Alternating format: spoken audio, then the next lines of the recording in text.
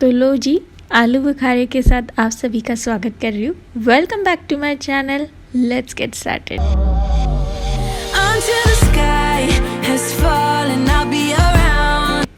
दो तीन दिनों पहले फादर्स डे पर राज ना आलू बुखारा लेकर आए थे। दिखने में ये जितने अच्छे हैं ना उतने ही ज़्यादा खट्टे हैं। इतने खट्टे हैं कि इन्हें ऐसे ही खाना इम्पॉसिबल था।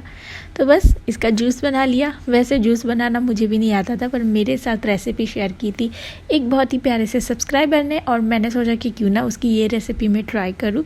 तो सबसे पहले आलू बुखारे को अच्छे से धो लिया है। मैंने पहले से ही धोकर रखे हुए थे, पर बनाने से पहले एक बार फिर से धो लिया और इनके सीड्स को निकाल कर अच्छे से कट कर लिया। और यहाँ पर अब कुछ चीज़ें डाली, जैसे कि पिंक सॉल्ट, नॉर्मल सॉल्ट, थोड़ी सी काली मिर्च पाउडर, और खट्टा बहुत ज़्यादा होने की वजह से 2 बड़ी चम्मच चीनी, एंड लास्टली ऑप्शनल नींबू का रस।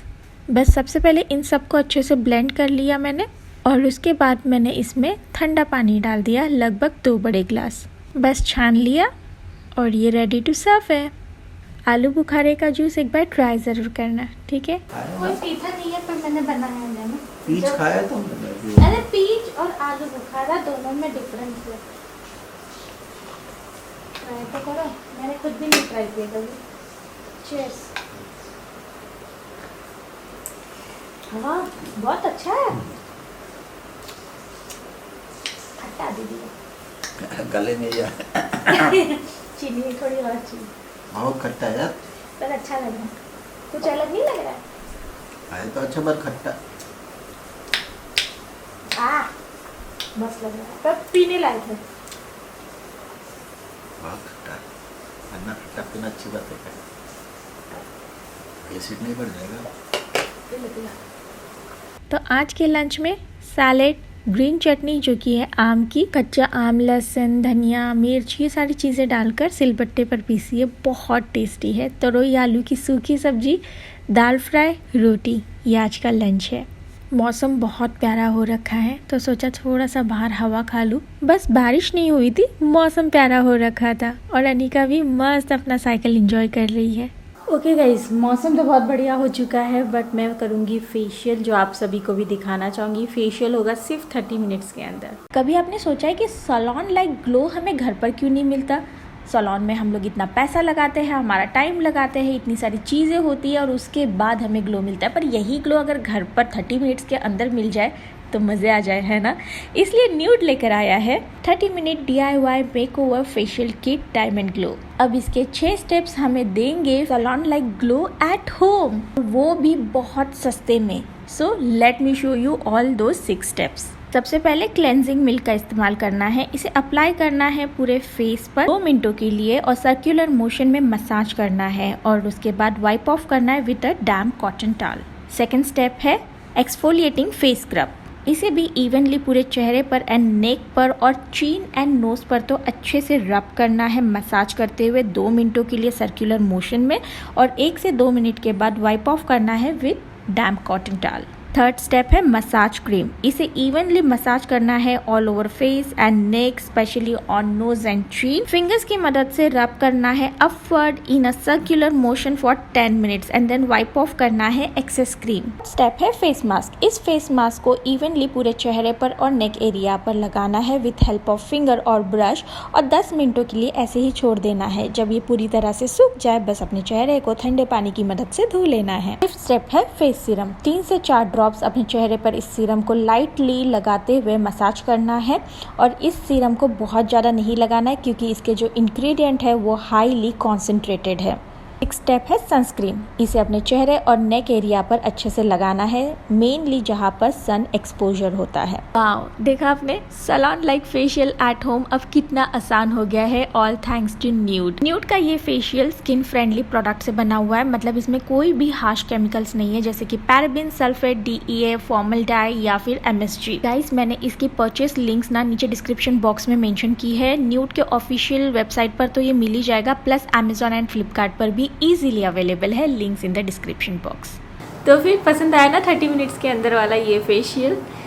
मैंने जब किया ना तो मुझे तो बहुत अच्छा लगा था, तो तभी मैंने सोच लिया था कि आपके साथ तो शेयर करूंगी। And I got ready 2 videos मुझे शूट करने हैं, तो उसके लिए रेडी हो गई हूँ। 2 दिन पहले मैंने आपके साथ एक वीडियो में शेयर किया था, देखिए कि मैं थोड़ा सा टेंस हूँ अपने घर को लेकर, जहाँ पर मैं रहती हूँ। ये तो मेरा शूट एरिया है जहाँ पर हम लोग काम करते हैं। तो हमने 2 फ्लैट्स ले रखे हैं, आप सभी को पता है, एक ही फ्लोर पर 2 फ्लैट्स ले रखे हैं जब से हम लोग लखनऊ शिफ्ट हुए हैं। उसी के साथ सुबह से मैं काफ़ी ज़्यादा परेशान फील कर रही थी, इनफैक्ट अभी भी हूँ, पर अब मैंने थोड़ा बहुत खुद को समझाया और मुझे ऐसे लगता है कि इतनी भी ज़्यादा परेशान होने वाली बात नहीं है। जो भी होता है वो अच्छे के लिए होता है, और यही सारी चीज़ें सोचकर मुझे ऐसे लगता है कि हमें आगे बढ़ते रहना चाहिए।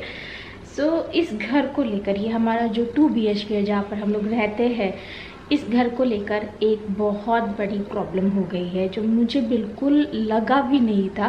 तो एक फ्लैट में हम लोग ऑफ कोर्स अपना काम करते हैं और एक फ्लैट में हम लोग रहते हैं। आराम से मैं नीचे बैठ तो गई आपके साथ सारी चीज़ें शेयर करने के लिए, पर यहाँ पर आपको कुछ आवाज़ें आ रही होंगी। यहीं पर कहीं पर पूजा पाठ चल रहा है, तो कुछ कीर्तन वगैरह की आवाज़ है शायद। वो कब तक रहने वाली है मुझे भी नहीं पता। ऐसा करते मेरे उस वाले घर में चलते, देखते अगर वहाँ पर आवाज़ नहीं आ रही है तो मैं आपके साथ वहाँ पर अपनी चीज़ें शेयर करती हूँ। यहाँ पर मैं आ चुकी हूँ, यहाँ पर बिल्कुल भी आवाज़ नहीं आ रही है कीर्तन वगैरह की।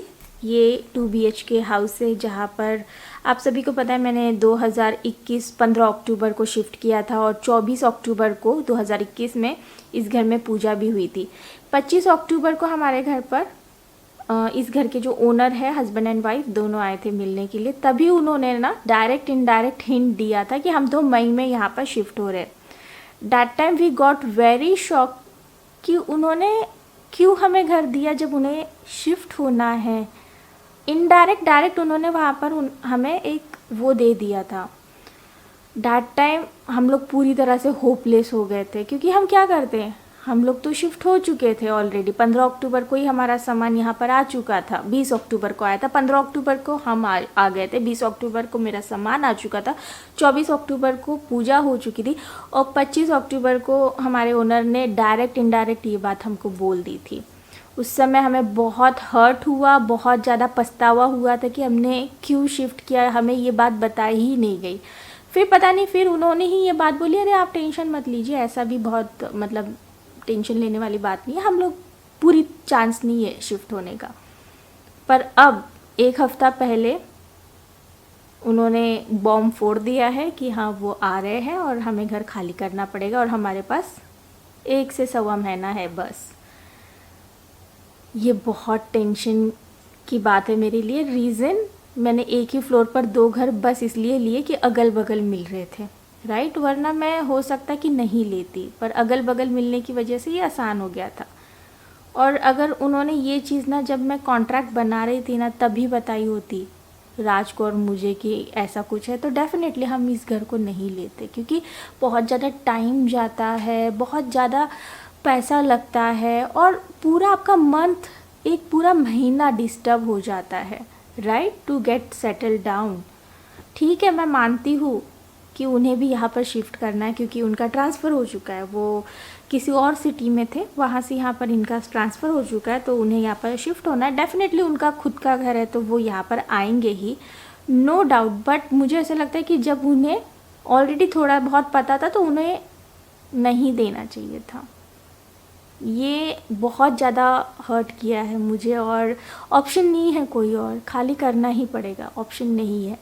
ठीक है, हम लोग खाली कर देंगे, बट इस घर में ना हमने काफ़ी ज़्यादा खर्चा किया है। जैसे वाटर प्यूरीफायर लगाया है, एसी लगाया है 1-1.5 महीना पहले ही आपने देखा है ब्लॉग्स के थ्रू, प्लस ठंड बहुत ज़्यादा थी इसलिए हीटर्स लगाए हैं दोनों वॉशरूम में, किचन के वॉश बेसिन के वहाँ पर भी हीटर लगाया है जिससे बर्तन वगैरह धोने में आसानी हो, क्योंकि यहाँ पर ठंड बहुत ज़्यादा होती है। अब इतना ज़्यादा इन्वेस्टमेंट हमने इस घर में किया है, नेट लगवाया है, बहुत सारी चीज़ें होती है यार, सारी फिटिंग करवाते हैं, टीवी वगैरह आप लगाते हो तो सारी फिटिंग होती है, मिरर वगैरह मैंने लगाया तो वो फिटिंग हो गई है। आप ये अंदाज़ कर चलते हो कि 1-1.5 साल आपको यहाँ से मूव नहीं करना है, इसलिए आप ये सारी चीज़ें इन्वेस्ट करते हो, लगाते हो। अगर आपको पता हो तो आप क्यों करोगे। और जहाँ पर हम लोग काम करते हैं वहाँ पर सिर्फ हम काम करते हैं, इसलिए हमने वहाँ पर कोई काम नहीं किया, ना हमने वहाँ पर वाटर प्यूरीफायर लगाया, सिर्फ एक एसी लगाई है क्योंकि मेरे रूम में पंखा नहीं है। तो मेरे रूम में जहाँ पर मैं शूट करती हूँ वहाँ पर एसी की बहुत ज़्यादा ज़रूरत है। अच्छी बात है कि वो हॉट एंड कोल्ड वाला एसी है, तो गर्मियों में वो ठंडी हवा देता है और ठंडी में गर्मी हवा देता है, तो वो हॉट एंड कोल्ड एसी है। इस रूम में भी हमने हॉट एंड कोल्ड एसी ही लगाई है। अब दिक्कत यही हो गई है कि सारी फिटिंग हमने यहाँ पर करवाई है, वहाँ पर सिर्फ और सिर्फ एक चीज़ की फ़िटिंग करवाई है, वो है एसी। और अगर हम लोग एक आध महीने के लिए वहाँ पर भी शिफ्ट होते हैं ना, तो हमें बहुत ज़्यादा खर्चा करना पड़ेगा जस्ट फॉर अ मंथ, क्योंकि इतने छोटे घर में हम लोग फिट नहीं हो सकते हैं। हमारा बहुत सामान है, बिकॉज़ हमारा जो प्रोफेशन है उसका सामान घर पर ही रहता है, वो कहीं और नहीं जाता है, तो इसकी वजह से सामान ज़्यादा हो जाता है, आप समझ सकते हो। बट ये बहुत ज़्यादा मतलब एक प्रॉब्लम हो गई है, तो अभी तो डेफिनेटली हम लोगों ने घर ढूंढना चालू कर दिया है। एंड बहुत सारे अच्छे कमेंट्स थे आप सभी के, मुझे बहुत सबने हौसला दिया कि किरण ये समय भी बीत जाएगा, ताकत तुम्हें मिल जाएगी, तुम बहुत स्ट्रांग हो। आई नो मैं बहुत स्ट्रांग हूँ। इनफैक्ट सबने ये भी बोला, जो मेरी ही लाइन है, जो होता है सब अच्छे के लिए होता है। आई नो, बट ना यार, ये एक हेडेक होता है, ये एक पेनफुल प्रोसेस होती है। घर शिफ्ट करना बहुत पेनफुल होता है। इसमें सिर्फ पैसा नहीं लगता, आप मेंटली भी पूरा एकदम ड्रेन हो जाते हो, और वो फिर से प्रोसेस करना एकदम मतलब 8 महीने के अंदर मेरे लिए बहुत पेनफुल है गाइस। मतलब मुझे नहीं समझ में आ रहा है। आई नो आपकी कमेंट्स ने मुझे बहुत हिम्मत दी है, पर ये बहुत डिफ़िकल्ट है मेरे लिए। और एक चीज़ मैं आपको बताना चाहूँगी, पिछले 15 साल से हम लोग ना रेंट पर ही रह रहे हैं।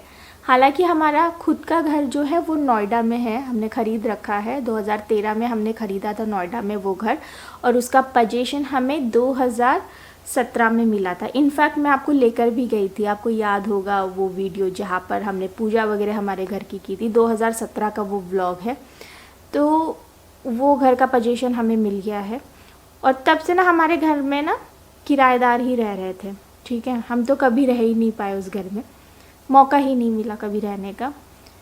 इस साल जनवरी में जब किराएदारों ने घर खाली किया, क्योंकि उनका एग्रीमेंट हो गया था और उन्हें गाज़ियाबाद शिफ्ट होना था, तो वो वहाँ से शिफ्ट हो गए।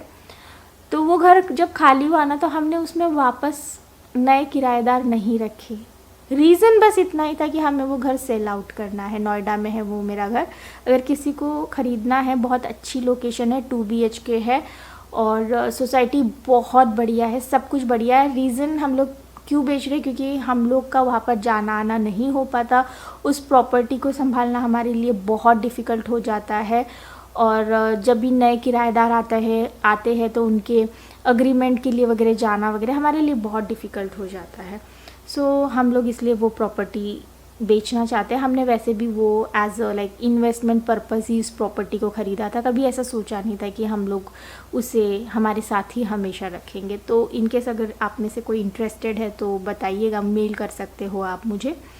सो जनवरी में जब वो घर खाली हुआ ना, तो हमारे जो घर के ब्रोकर है उन्होंने मुझे बहुत बार सजेस्ट किया कि आप घर को रेंट पर दे दीजिए, जब आप बेच देंगे तब आप अपने किराएदार को खाली करवा देना। पर हमने नहीं किया, क्योंकि हम इस पेन को जानते हैं कि ये कितना पेनफुल होता है। तो राज वॉज वेरी क्लियर कि नहीं, मुझे बिल्कुल किराएदार नहीं रखना है। जब मुझे घर सेल करना होगा, जब भी मेरा घर सेल हो, 1 साल 1.5 साल 2 साल चलेगा, मेरा घर खाली रहेगा, मुझे किराया नहीं मिलेगा, चलेगा। एटलीस्ट मैं किसी को इस तरह से मतलब बोल नहीं सकता कि अभी आप चले जाओ, क्योंकि ये बहुत मतलब पेनफुल होता है गाइस, इट्स वेरी पेनफुल। तो ये हमारी सोच है, पर हर किसी को सोच ऐसी नहीं होती है, हर किसी की सोच अलग होती है। सो आप लोग के कमेंट्स हैं मुझे हिम्मत देने के लिए कि चलो मैं कर लूँगी एडजस्ट, ऐसा आपका मानना है, ठीक है। चलो, आप मेरे पर इतना बिलीव करते हो, भरोसा करते हो, क्योंकि उस वीडियो में इतने सारे कमेंट्स थे ना आपके कि मैं क्या बताऊँ। मैं बताऊँ, 15 साल में हम लोग बहुत सारे घरों में शिफ्ट होकर रहे हैं, पर कभी ना हमें इस तरह से निकाला नहीं गया है कि आप अभी जाइए, हमें शिफ्ट होकर आना है, मतलब ऐसा कभी नहीं हुआ।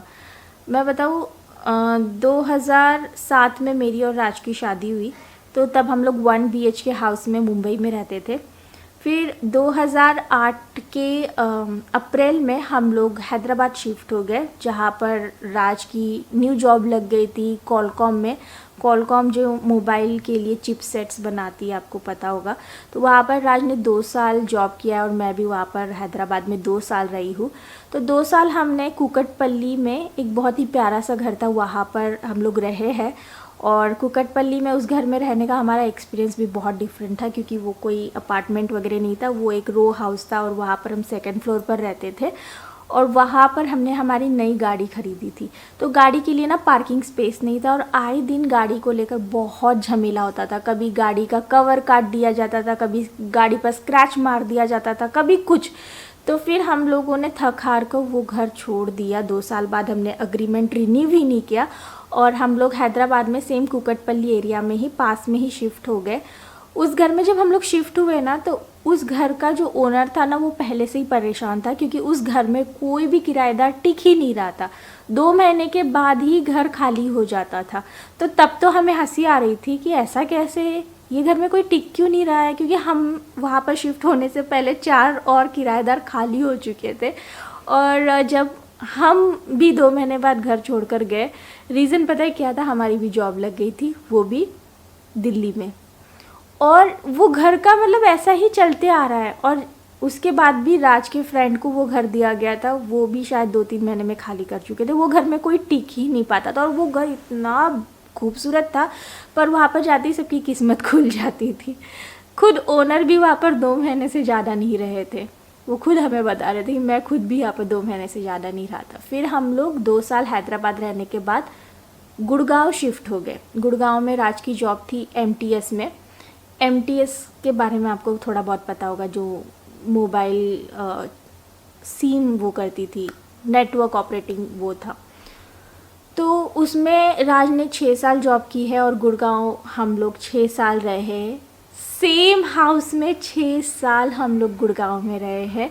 वहीं पर जाने के बाद मैंने कंसीव किया, अनिका वहीं पर हुई, अनिका बड़ी हुई। मतलब अनिका 4.5 साल की हो गई थी उस घर में, तब तक हम लोग उस घर में थे। मतलब 6 साल हम लोग सेम घर में रहे हैं गुड़गांव में। और फिर जनवरी 2016 में हम लोग मुंबई शिफ्ट हो गए, जहाँ से तो मैंने अपनी व्लॉगिंग करियर स्टार्ट कर दी थी, आपने देखा भी होगा।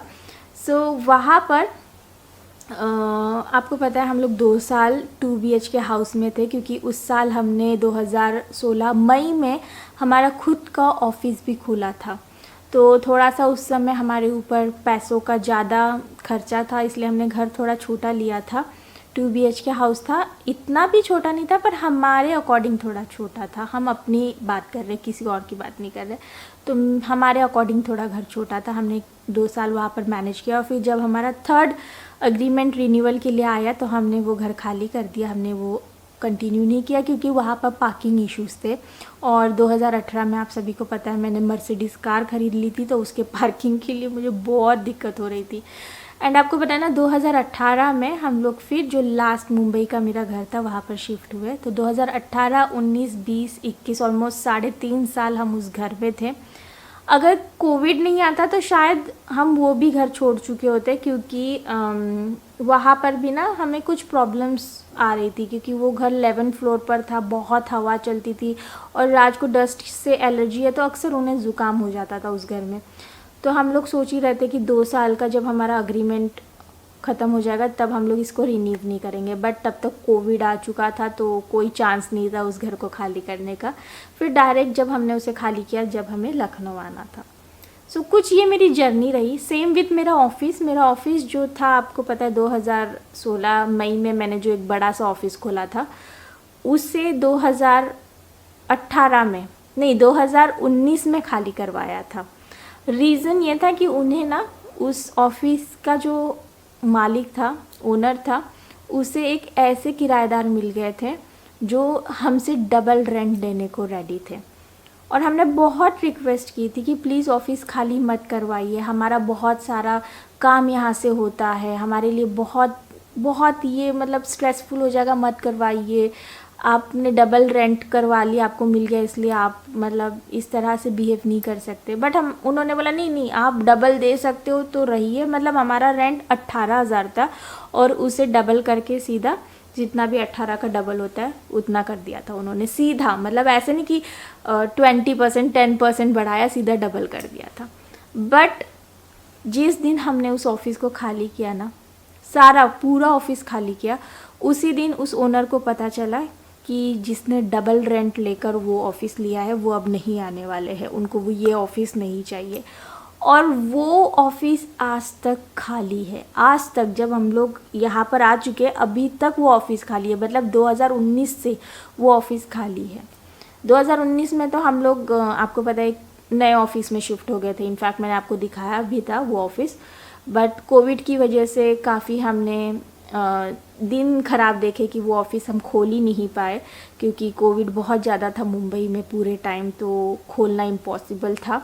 और तब अम्मा हमारे साथ थी तो उनका ख़तरा बढ़ जाता, क्योंकि अगर हम हमारे एम्प्लॉयज़ के कांटेक्ट में आते तो उनको भी, अम्मा को भी हमारे कांटेक्ट में आना पड़ता, इसलिए हम लोगों ने वो ऑफिस खोला ही नहीं और हमने वैसे ही खाली कर दिया। मतलब 2021 के आने से पहले हमने खाली किया। आपको मैंने दिखाया नहीं दिखाया मुझे नहीं पता, बट हाँ बहुत सारा सामान तो हम लोग 2021 के जनवरी वगैरह में ही लेकर आ गए थे अपने घर पर। आपने देखा होगा फ़िल्टर वगैरह, क्योंकि वो वहाँ पर ख़राब हो रहा था। सो कुछ ऐसे मतलब मेरे पीछे के जो भी चीज़ें थी वो मुझे बतानी थी आपको कि ऐसा कभी नहीं हुआ है। बट चलो लाइफ में ये एक्सपीरियंस भी अभी हमने कर लिया। और बहुत सारे सजेशन आए कि किरण क्यों तुम खुद का घर नहीं ले लेती हो। मोस्ट प्रोबेबली ये हो सकता है। आप मेरे लिए प्रे करो। ऑलरेडी वी स्टार्टेड सर्चिंग, ठीक है। आप मेरे लिए प्रे करो कि खुद का घर हो जाए, क्योंकि खुद का घर खरीदना भी ना, पता नहीं, मुझे ऐसा लगता है कि बहुत टफ़ है, क्योंकि हमें ना बहुत जल्दी चीज़ें मिलती नहीं है, होता है हमारे साथ। तो इस समय हम लोग मतलब रेडी बैठे हैं खुद का घर खरीदने के लिए, बट कुछ चीज़ें ना वर्कआउट नहीं कर पा रही है। तो ऑलरेडी इस संडे को जब मैंने बोला ना फादर्स डे पर कि राज बहुत एक इम्पॉर्टेंट काम के लिए गया, बहुत अच्छी प्रॉपर्टी देख कर आए, बट उसकी कॉस्ट बहुत ज़्यादा थी, टू मच थी। तो इस समय हम लोग इतना ज़्यादा अफोर्ड भी नहीं कर सकते, बहुत ज़्यादा थी। मेरे लिए प्रे करो गाइस। आप ही हो जो इतना अच्छा अच्छा बोलते हो और आप ही की वजह से ना चीज़ें एकदम पॉसिबल लगने लगती है, तो करिएगा। ये वीडियो पूरा मुझे पता है एक टॉकेटिव वीडियो था, बट ये सारी चीज़ें अगर मैं एक व्लॉग में नहीं बताती तो फिर थोड़ी बताना भी मुश्किल हो जाता। कोई आया है। चलिए फिर ये व्लॉग यहीं पर ख़त्म करती हूँ। Till then bye bye guys, take care.